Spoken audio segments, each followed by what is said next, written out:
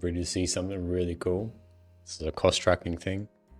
Now when I click the run once button, this whole thing in theory should fill out. Alright, ready? Let's do it.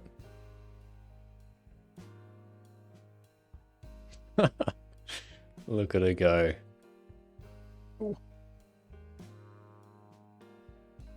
$27, only $28, $30, $31.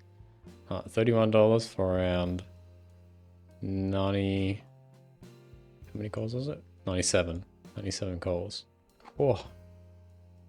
Now, wasn't that beautiful?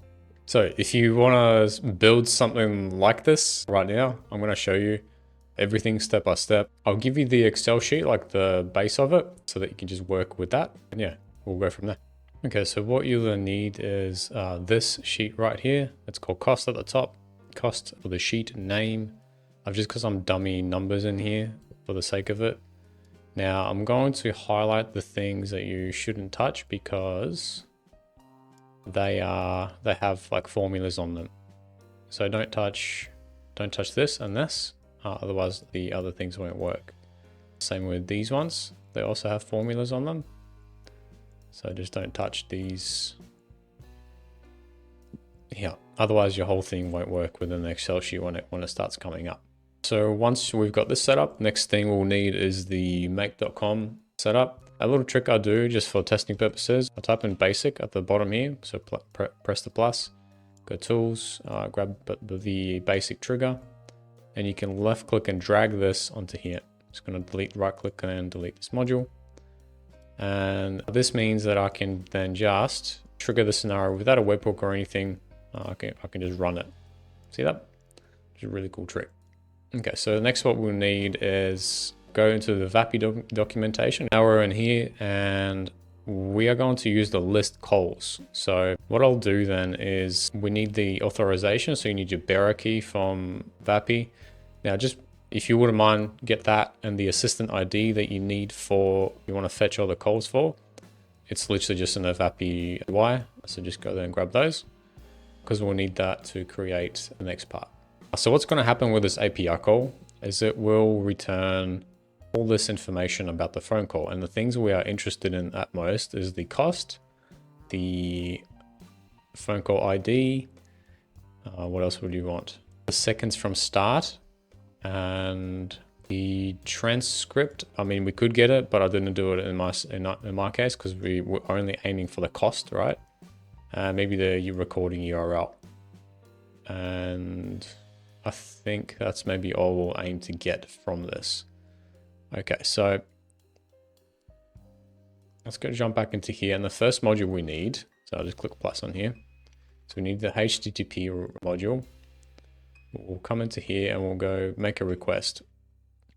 I would also actually recommend doing this as this one, the one with the keychain, but for the sake of simplicity, we'll just keep it nice and simple. So if you notice in the documentation, it says get. So remember that, and then we're going to go in here and then click on this, paste that in, make sure that it's set to get. In the headers, it tells you what we need. So we actually need the authorization. And then in here, we'll type in bearer. And I'm going to paste in my API key in here. And then I want to only get the calls from a specific assistant within my VAPI. So I've already done that. I've already gone into VAPI and I've gotten my assistant ID that I want to get the information from. So in here, in the name, what we need is this part here, assistant ID. Just paste that right in, and we'll also type in limit. I'm going to, just for testing purposes, instead of running like 100 calls, if that's how many you got on your assistant, we'll just limit it to one while we're testing. Click on save. We've made some progress. Let's run it and see what it comes up with. So we've got some data coming through here and it's all in JSON. I'm going to click on past response And what you'll see is this data now comes through in this kind of collection. So we've got everything we want here. And yes, so for example, we want the cost here. That's like one of our main objectives of making this whole scenario. And to be able to analyze these calls for your clients or for your business.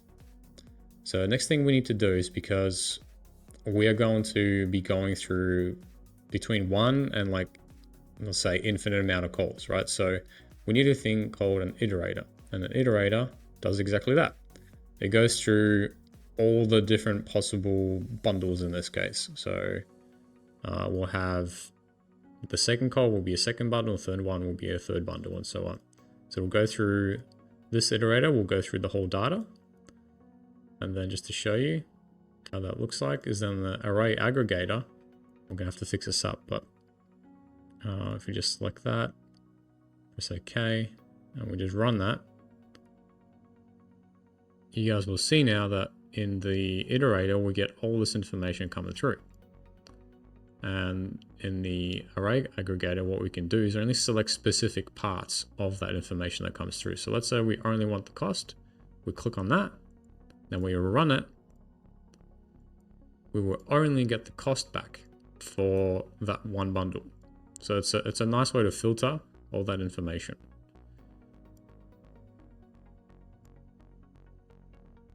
All right, so the next bit we need to do is, if you notice, if we click on here in the array aggregator, we could have clicked on cost before, and that was really nice and easy.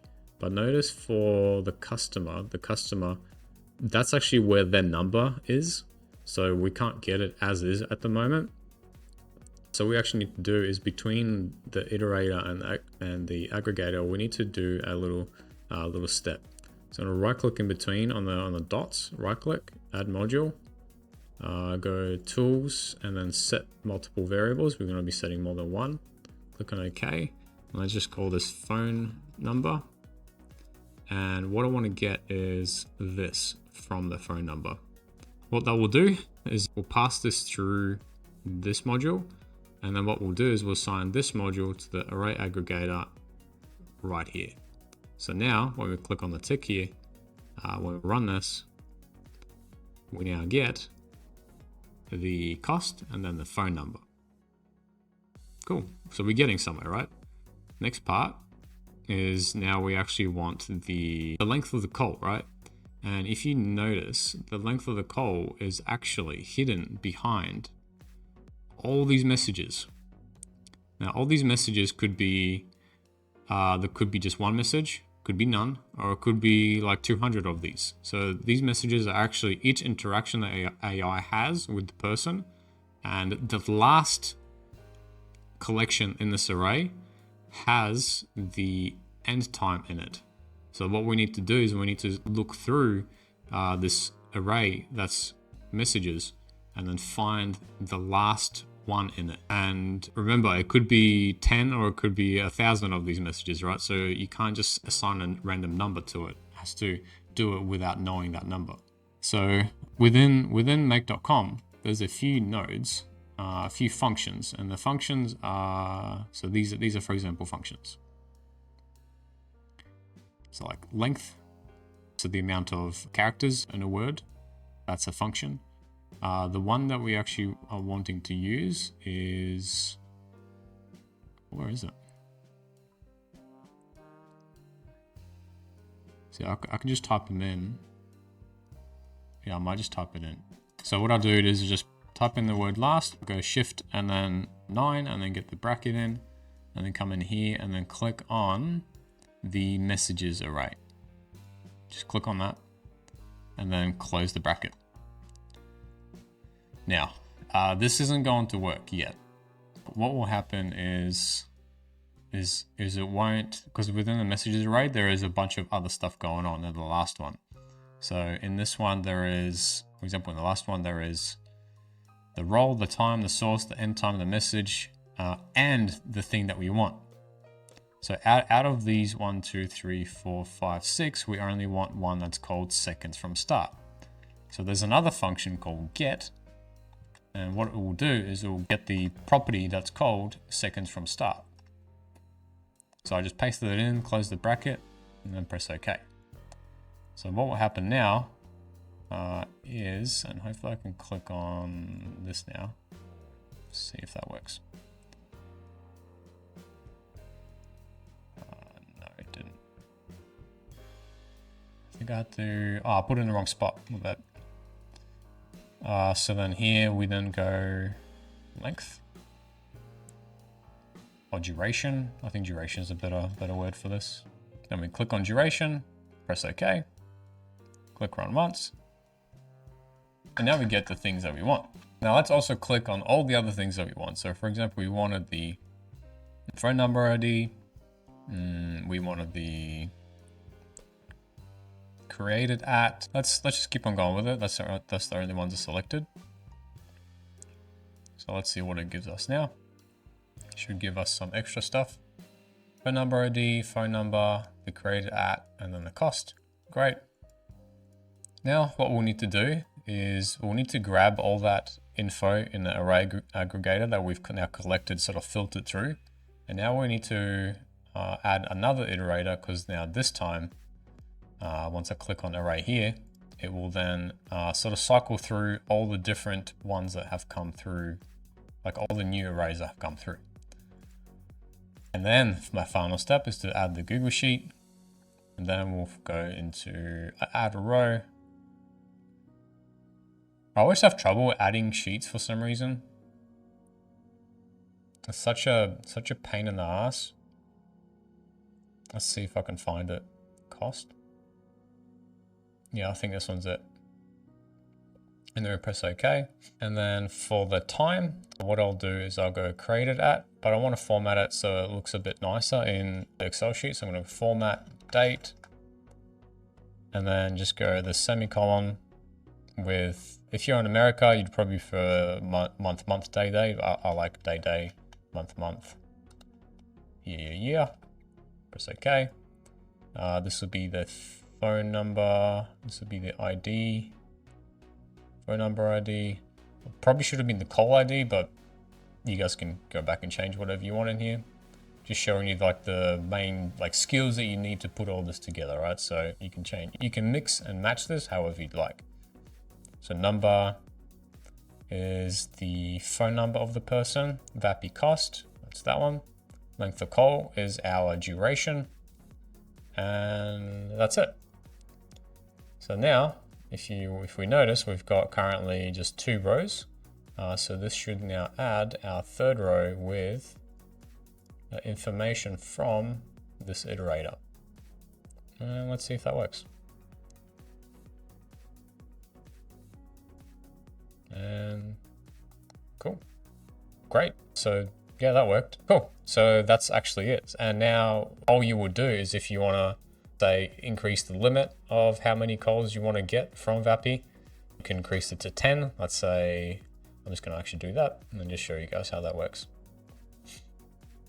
So it'll do 10 of them here, and then add them all, and then automatically add everything up for you. Now, can you sell this? Yep. You could use this as like a dashboard of some kind later on, just make it a bit more fancy. Maybe have another sheet that represents all this information in a bit more tidier manner. Up to you. If you enjoyed this video, leave a like and subscribe, please. This one was a bit more technical, but if you were a business owner, maybe you're watching this and you're interested in having like some kind of dashboard or cost analysis or transcript analysis for your voice agents, or you're just looking for a voice agent in general, you're welcome to book a call with me using the discovery call. If you are a person who is just getting started in the AI voice space, I'm teaching people how to use VoiceFlow, Make.com, and VAPI very specifically. If you just want like a general intro into those 3 platforms, I'm very happy to help you learn. And if you have a project in mind, or maybe you're stuck, I can come in and help you as well. And then if you guys ever wondered what happened to the kitty, she's still here. She came all the way from Australia. If you guys haven't watched that video yet. Cat, I'm a kitty cat. Meow, meow, meow, meow, meow, meow. Yeah, she came from Australia and she's quite happy and healthy right now. So yeah, cheers, ladies and gents, and see you next time. Peace.